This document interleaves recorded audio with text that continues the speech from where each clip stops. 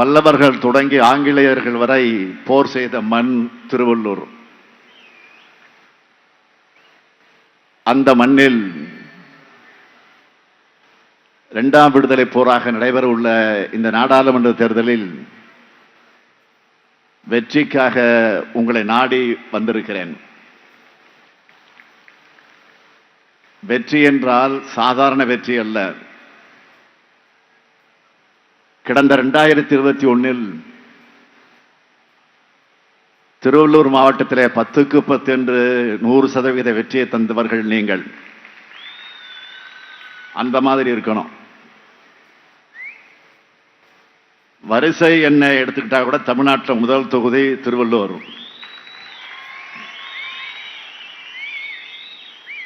அதேபோல வெற்றிக்கான வாக்கு வித்தியாசத்திலும் முதல் தொகுதியா இருக்கணும். கழக கோட்டையான திருவள்ளூர் நாடாளுமன்ற தொகுதியில் காங்கிரஸ் பேரியக்கத்தினுடைய வேட்பாளராக போட்டியிடும் சசிகாந்த் செந்தில் அவர்கள் IAS அதிகாரியாக இருந்தவர். IAS பதவியை ராஜினாமா செஞ்சிட்டு மக்கள் பணியாற்ற வந்தவர். தனது அறிவாற்றலால் காங்கிரஸ் பேர் இயக்கத்தோட வெற்றிக்காக உழைப்பவர். சமூக நீதி, சமூக நல்லிணக்கத்தில் அக்கறை கொண்ட இவரை திருவள்ளூர் நாடாளுமன்ற தொகுதி மக்கள் கை சின்னத்தில் வாக்களித்து தங்களுடைய பிரதிநிதியா நாடாளுமன்றத்திற்கு அனுப்பி வைக்கணும்னு கேட்டுக்கிறேன்.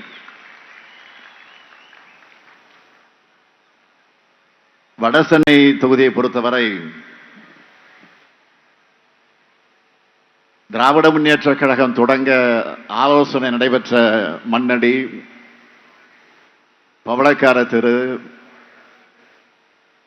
கொட்டு மழையில திமுக தொடங்கப்பட்ட ராபின்சன் பூங்கா, இன்று கழகத்தோட இதயமாக இருக்கக்கூடிய அறிவாலயத்துக்கு முன் கழகத்துக்கு உயிர்துடிப்பா இயங்கின அறிவகம்,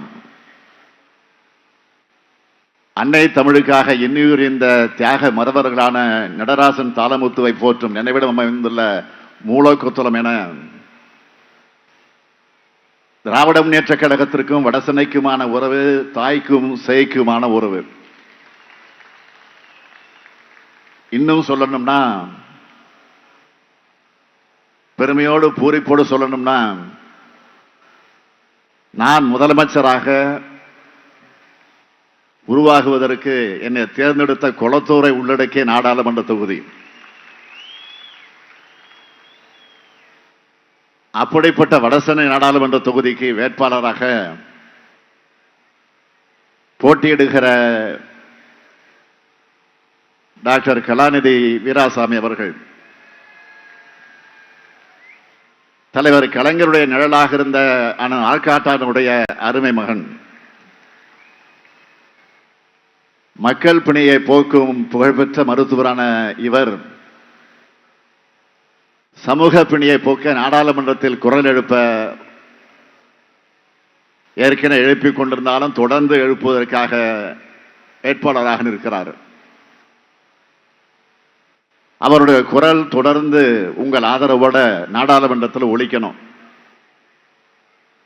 அதற்கு வடசென்னை மக்கள் உதயசூரியன் சின்னத்தில் கலாநிதி வீராசாமி அவர்களுக்கு வாக்களித்து வெற்றி பெற வைக்கணும்.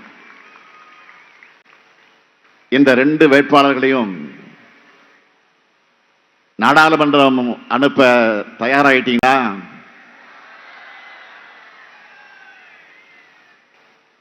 நீங்க மட்டும் இல்ல, இந்த ஸ்டாலினின் தூதுவர்களாக உங்கள் பகுதியில் இருக்கக்கூடிய மக்கள் கிட்டையும் இந்தியா கூட்டணிக்கு வாக்கு கேட்கணும். கேட்பீங்களா? சத்தமா சொல்லுங்க, கேட்பீங்களா?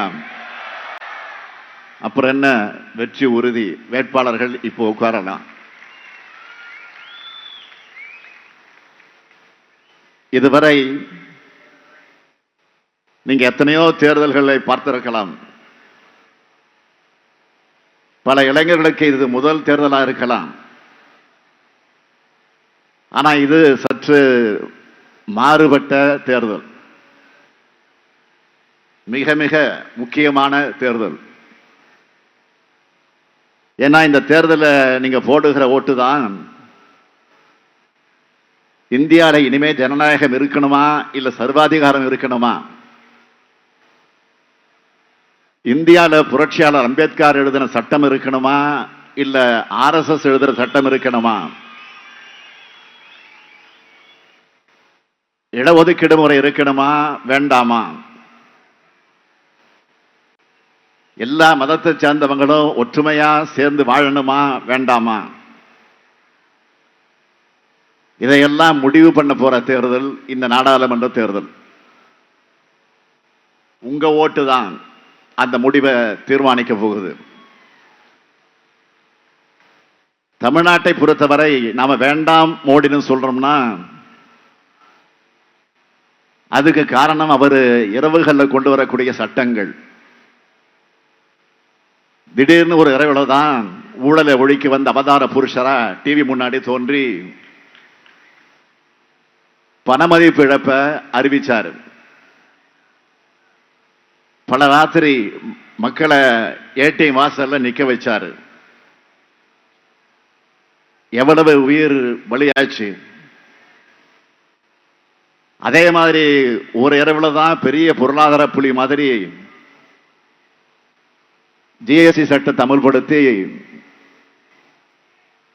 தொழில் முனைவரையும் மிடில் கிளாஸ் மக்களையும் கொடுமைப்படுத்தினார். எவ்வளவு பேர் கடனால தற்கொலை செஞ்சுக்கிட்டாங்க.